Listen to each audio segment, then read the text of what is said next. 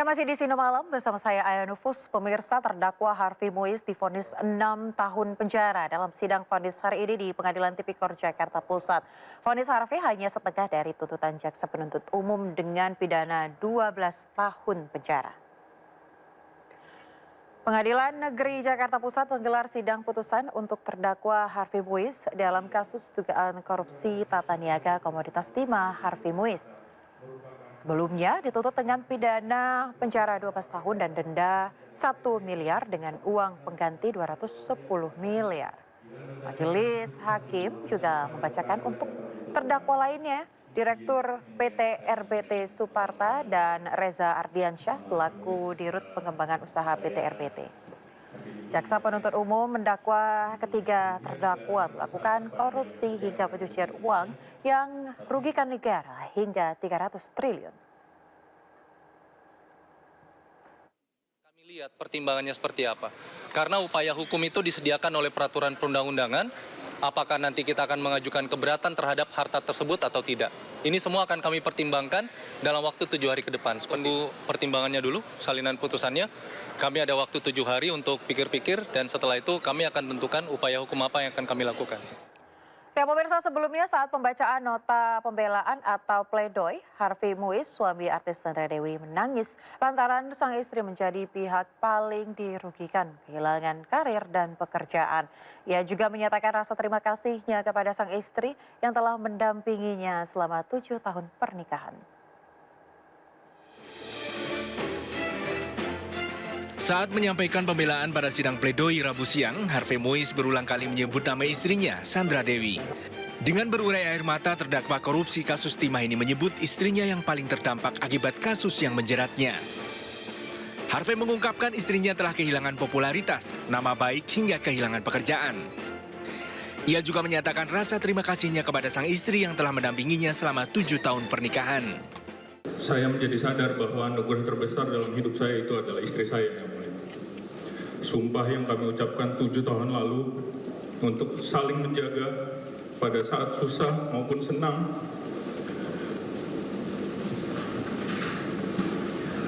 Kelimpahan maupun kekurangan, pada waktu sehat maupun sakit, sampai maut memisahkan kita, dijalankan dan ditunaikan oleh Sandra tanpa keluhan apapun.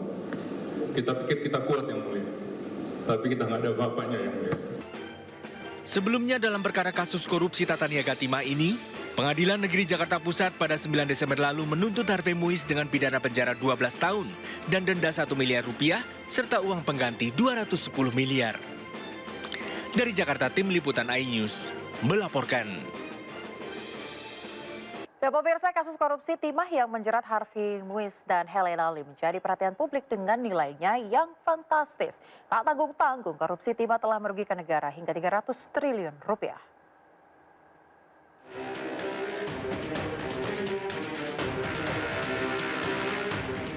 Kasus korupsi tata niaga komoditas timah menjadi perhatian publik.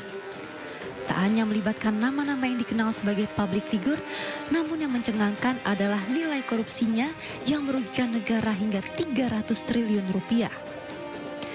Kejaksaan Agung telah menjerat 22 orang tersangka, termasuk Crazy Rich Helena Lim dan suami public figure Sandra Dewi, Harvey Muiz. Dalam kasus tersebut, jaksa juga menilai Harvey Muiz telah melakukan tindak pidana pencucian uang dengan menerima uang sebesar 420 miliar rupiah dari hasil tindak pidana korupsi. Istri Harvey Muiz, Sandra Dewi, juga beberapa kali diperiksa jaksa terkait asal-usul aset dan dugaan TPPU yang menjerat suaminya.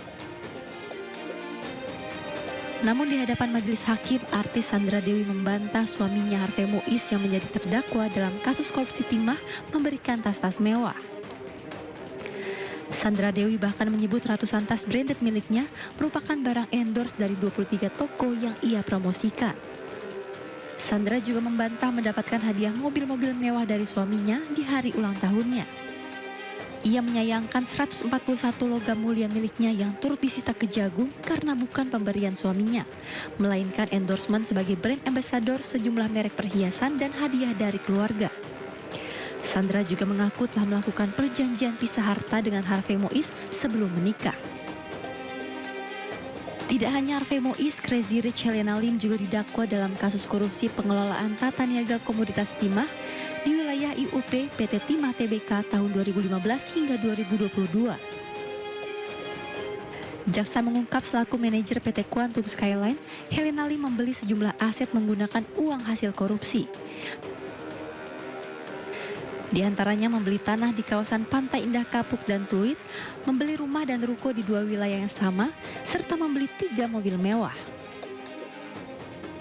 Helena juga disebut memberikan fasilitas melalui tempatnya bekerja untuk suami aktris Sandra Dewi, Harvey Mois. Kita beralih ke informasi lainnya, pemirsa. Pameran lukisan Yos Suprapto yang rencananya digelar pada 13 Desember lalu mendadak ditunda. Yos Suprapto sebagai seniman berencana untuk mengambil langkah hukum untuk mendapat kejelasan dari penundaan yang dinilai dilakukan secara sepihak tersebut.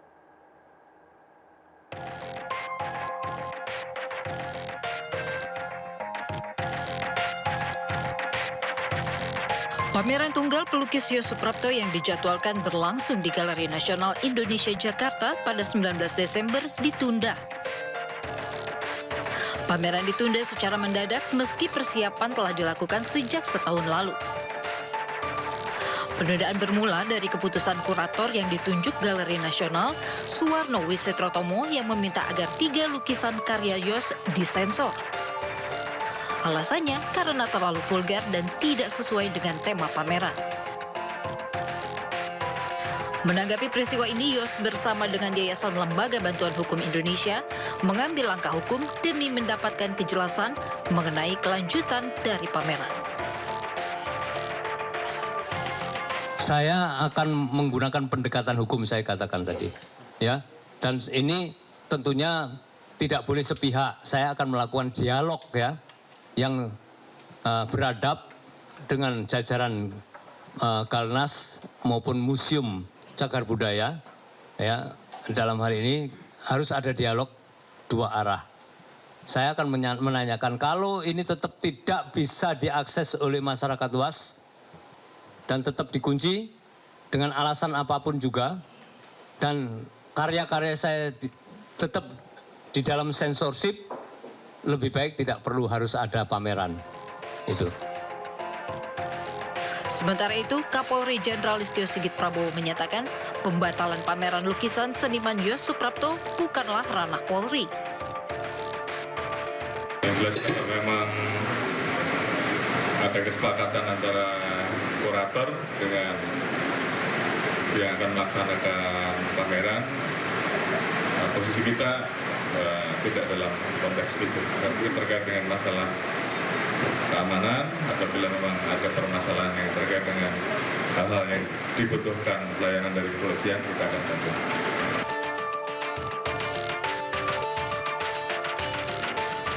Turut menanggapi penundaan pameran seniman Yos Suprapto, Menteri Kebudayaan Fadlizon membantah pihaknya membredel pameran tersebut.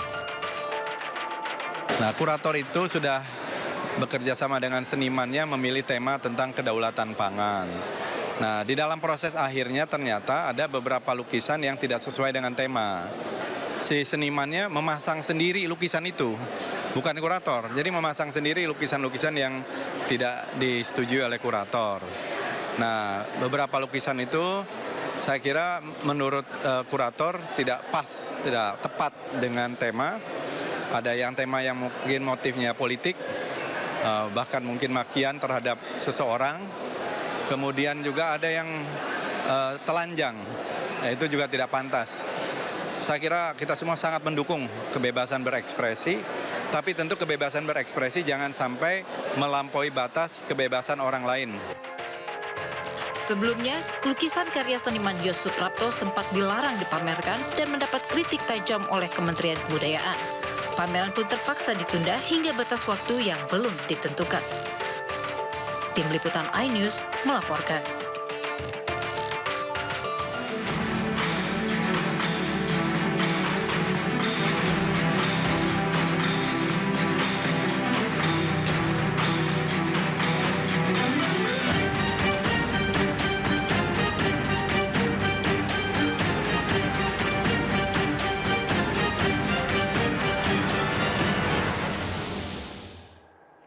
Ya, kita ke informasi lainnya. Pemirsa, keputusan pemerintah menaikkan pajak pertambahan nilai 12% menuai reaksi dari masyarakat.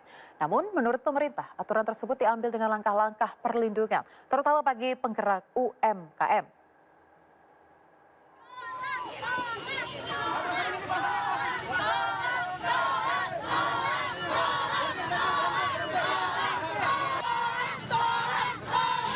Rencana kenaikan pajak pertambahan nilai menjadi 12% awal tahun depan menuai reaksi dari masyarakat. Rencana ini melahirkan petisi penolakan yang telah ditandatangani lebih dari 113.000 orang. Tidak hanya itu, ratusan pemuda juga menyuarakan penolakan mereka di Jakarta dan meminta agar Presiden Prabowo membatalkan keputusan PPN 12%. PPN 12% katanya cuma buat barang mewah, menurut saya itu adalah pengaburan aja gitu, supaya meredam kemarahan teman-teman yang jadinya dianggap biasa aja nih naiknya gitu. Padahal ya itu cuma upaya-upaya pengaburan fakta. Kayak kita bisa lihat minyak yang 11% itu cuma minyak kita doang. Emang bisa minyak kita itu menampung semua kebutuhan demand dari masyarakat semua? Nggak mungkin. Meski PPN naik, pemerintah mengaku tetap melindungi masyarakat, terutama golongan kecil. Sejumlah langkah perlindungan juga telah ditetapkan, salah satunya bagi penggerak UMKM. Bagi kelompok masyarakat yang tidak mampu akan dilindungi atau bahkan diberikan bantuan. Disinilah prinsip negara hadir. Ini asas keadilan akan kita coba terus, tidak mungkin sempurna tapi kita coba mendekati untuk terus menyempurnakan dan memperbaiki. Oleh karena itu, meskipun tadi disampaikan oleh Pak Menko undang-undang mengenai HPP, mengenai PPN 12% itu diberlakukan, selama ini pemerintah dan DPR di dalam mendesain undang-undang juga memperhatikan atau terus memperhatikan keperpihakan kepada masyarakat tersebut. Beberapa paket insentif kebijakan, yang pertama di sektor UMKM, itu pemberian insentif PPh final terhadap UMKM sebesar 0,5% yang berlaku selama 7 tahun. Itu apa bagi UMKM yang sudah mendapatkan insentif selama 7 tahun, diperpanjang masa waktunya 1 tahun. Pemerintah telah memastikan kenaikan PPN 12% pada 1 Januari 2025. Dalam aturannya, PPN 12% hanya dikenakan pada barang-barang yang dinilai mewah dan premium. Barang mewah yang dimaksud diantaranya rumah sakit kelas VIP, pendidikan standar internasional, hingga vitamin dan daging premium.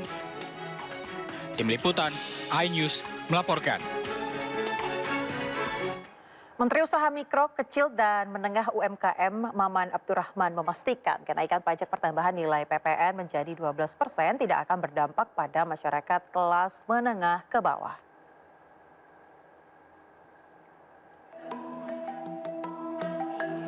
Menteri Usaha Mikro, Kecil, dan Menengah UMKM Maman Abdurrahman memastikan kenaikan pajak pertambahan nilai PPN menjadi 12% tidak akan berdampak pada masyarakat kelas menengah ke bawah. Menurut Maman, hal tersebut karena barang yang dikenakan kenaikan tarif PPN merupakan barang-barang mewah dan premium. Yang dinaikkan pajak dari 11 ke 12, 1% ini adalah sektor bahan-bahan sembako yang premium, bahan-bahan makanan yang premium. Dari konteks UMKM dan juga masyarakat menengah ke bawah sama sekali tidak terkena dampak. Yang dinaikkan pajak 11 ke 12 itu bagi makanan-makanan yang premium, hotel-hotel kelas yang cukup tinggi, terkait transportasi umum. Enggak. Nah, poinnya saya mau sampaikan itu. Untuk meredam dampak kenaikan PPN, pemerintah sudah menyiapkan berbagai insentif, termasuk bagi para pengusaha UMKM seperti keberlanjutan insentif PPh final UMKM 0,5% selama 7 tahun yang bisa diperpanjang. Sementara bagi para pengusaha UMKM yang baru mendapatkan insentif selama 2 atau 3 tahun masih diberikan jangka waktu 4-5 tahun ke depan. Maman juga menjelaskan kenaikan PPN menjadi 12% yang dimulai pada Januari 2025 nanti merupakan amanat dari undang-undang yang merupakan hasil kesepakatan antara pemerintah dan DPR pada masa pandemi COVID-19. Dari Jakarta, Abdul Aziz, iNews melaporkan. Pemirsa, Pemirsa, pemerintah melanjutkan kembali sejumlah kebijakan insentif dan subsidi bagi sektor properti di tahun 2025 mendatang. Langkah ini guna menjaga daya beli masyarakat kelas menengah dan masyarakat berpenghasilan rendah untuk mengakses kepemilikan rumah. Seiring dengan penetapan kenaikan pajak pertambahan nilai atau PPN menjadi 12% pada tahun 2025, pemerintah juga telah menyiapkan beragam langkah antisipasi dan mitigasi dalam bentuk pemberian insentif dan subsidi kepada masyarakat dan dunia usaha. Dan salah satu sektor usaha yang mendapatkan insentif fiskal adalah industri properti, di mana pemerintah akan memperpanjang insentif pajak pertambahan nilai ditanggung pemerintah atau PPN-DTP sektor perumahan pada tahun 2025. Fasilitas PPN-DTP diberikan atas dasar pengenaan pajak atau DPP maksimal 2 miliar rupiah dengan harga jual maksimal sebesar 5 miliar rupiah. Adapun pemberian diskon PPN 100% akan berlangsung selama periode Januari hingga Juni 2025 dan diskon 50% untuk bulan Juli hingga Desember 2025. Nah, bagi kelas menengah, itu pemerintah melanjutkan kembali PPN ditanggung pemerintah untuk properti sampai dengan 5 miliar dengan dasar pengenaan pajak 2 miliar. Jadi 2 miliar ditanggung pemerintah, sisanya yang sampai dengan 5 miliar, 2 sampai 3 miliar, yang 3 miliarnya bayar. Sementara itu, Menteri Perumahan dan Kawasan Permukiman Marwara Sirait memberikan apresiasi kepada pemerintah yang melanjutkan kembali kebijakan insentif PPN DTP di tahun 2025 dan pembebasan bea perolehan hak atas tanah dan bangunan atau BPHTB dan persetujuan bangunan gedung atau PBG bagi masyarakat berpenghasilan rendah atau MBR. Nomor satu, saya mengucapkan terima kasih karena di sektor kami ini pemerintah sudah konsisten ya mendukung program perumahan dari tahun 2010 ya. Terima kasih Ibu Menkyu. Dan untuk MBR, masyarakat berpenghasilan rendah, melalui fasilitas likuiditas pembiayaan perumahan. Di sisi lain, data Badan Pusat Statistik mencatat industri konstruksi telah memberikan kontribusi 10,06% terhadap produk domestik bruto, sedangkan industri real estate berkontribusi sebesar 2,32% terhadap PDB pada kuartal 3 tahun 2024. Selain itu, industri-industri pendukung itu juga akan ikut menikmati efek pengganda dari insentif PPN DTP sektor properti, sehingga diharapkan akan meningkatkan serapan tenaga kerja dan konsumsi rumah tangga.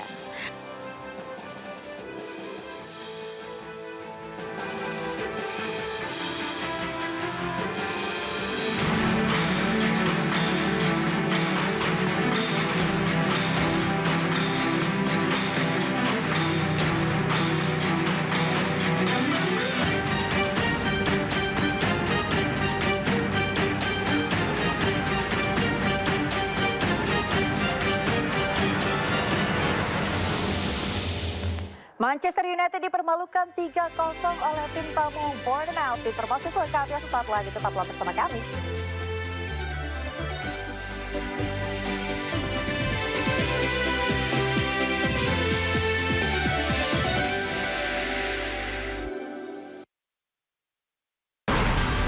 Sumber berita aktual tersaji lengkap di sini. Besar Polisi meringkus 7 pelak Presiden Prabowo Subianto berencana menangkap. Pagi ini kondisi arus lalu lintas terpantau dalam keadaan